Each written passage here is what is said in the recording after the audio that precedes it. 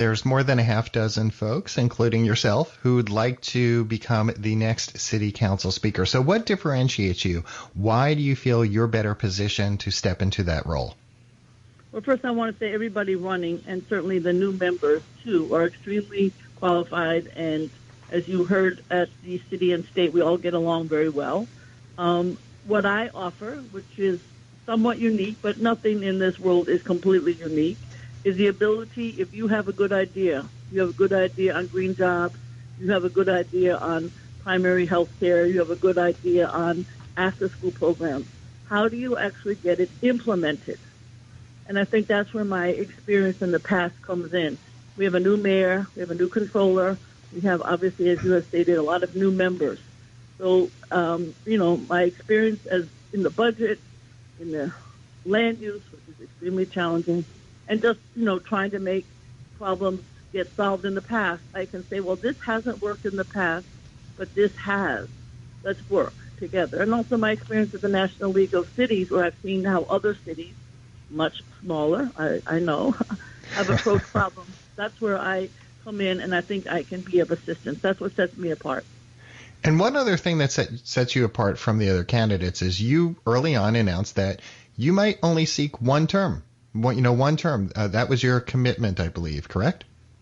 Most if not might. I will. I've signed it in blood. I am only seeking one term. No question about it. Absolutely. And you've been contacting. I'd read that you've been contacting other members of the city council. What's this feedback you've been receiving from folks as you talk with them individually about your pursuit? I've had wonderful discussions with many of the new members, if not, I think all of them. And I think what people want to know is twofold. And the conversations have been, in my opinion, phenomenal. You'd have to ask them how they feel, but they've been phenomenal. I think the race is still wide open. But they have two interests across the board. Number one, they want their district to be, kept in terms of the promises that they've made. Some people have made promises on workforce. Some people have no health care system, no, community health, no hospital. They want to have a health care institution of some kind in their district. Others are interested in the quality of life, the sanitation that I mentioned earlier. So people want to be able to have that campaign promise fulfilled. And I think that's very reasonable because these are, we only have 2 years. We don't have 4 years. We have 2 years because, as you know, the census mandates that the lines get redrawn and then you rerun. So that's very different than the mayor or the citywide because they all have 4 years. So they have 2 years to try to accomplish something. And the second thing I've learned, I think, across the board is people really want to work. They want to work on a committee. It could be housing, it could be parks, it could be health care, it could be all the budgets that I love. That might not be everybody's cup of tea, but those kinds of topics, people want to get in and work hard. And I think that's what I've learned from people. It's a very, very exciting group of individuals and obviously very diverse, obviously a majority women, and in every single case, they want to work together.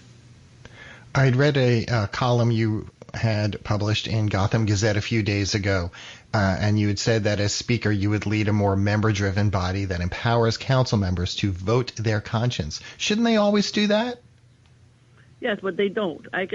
Gale Brewer has been in the city council before, and often I understand this is the way that some people lead. They say you must vote this way or your bill will not pass. I assume that happens in legislatures, in the Parliament, and Congress across the world. That's normally how it's done. I've been there. I know. So I don't lead like that. I say we've got to get this project, this agenda, this task done, but I'm not going to tell you that you cannot get your bill passed if you do not vote this way. So that's not my style. You have to really make your case. You have to figure out what's necessary for their community, but I don't do that. That is the way that it's normally done. So the answer to your question is it's member-driven. It's a different approach. I've always operated like that. I have great constituents, and I think people respect the way that I lead. And in talking about style, I want to point out another passage from what you wrote, because I could totally visualize you when I had read this. You had written, as many of you already know, I am low key. I do not seek the spotlight. I speak my mind. I open my own doors. I carry my own bags, and I order my own coffee, no sugar, with half and half. I know this personally because of how many times I've seen you and said, let me hold your bag, let me get you something, and you like to do it on your own. That says a lot about how I think you would also serve as speaker. Talk a little more about your style. How, if you win the majority of votes and become the next speaker, what your style would be.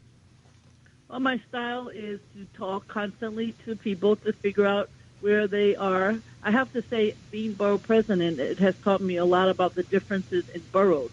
And I've never seen the city council operate in that way in the past, and it should operate concurrently. But there has always been a lot of strength from the Black, Latino, and Asian caucus, the Women's Caucus, the Jewish Caucus, all the different caucuses. But I also, in addition, would look to the borough. So that would be another place to get information. I have learned great friendships from the other borough presidents because we used to have lunch on a regular basis, but we also could see the differences. Sometimes we came together, on different issues in a letter to the mayor. But the issues the concerns are very different. So one is borough-based support in terms of what the borough needs, working with that delegation. And the second way that I'm different is I want people, consensus sometimes is challenging, but at least, a conversation if you don't agree. And then people, as I indicated, should be able to figure out amongst themselves how they want to vote. We also have to accomplish something. I mean, I know in the past, and I'm guilty of it, we would be told you can't get. I remember years ago, I went to Israel and I saw these great electric cars and chargers. And I came back and I said, we need to have a bill that says there are chargers in the city of New York. And everybody said, oh, no, Gale, that's never going to happen, ironically. And I gave me a bill that says you can have a task force on electric vehicles. That's the kind of bill that I think we don't want to have. We want to have, if we're going to have something substantive, we need to actually do it.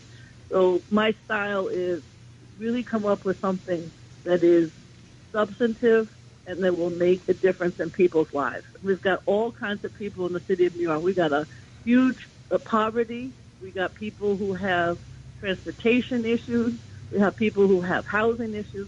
So it's a very long list, particularly because of the pandemic, and goodness knows what's going to happen with this pandemic.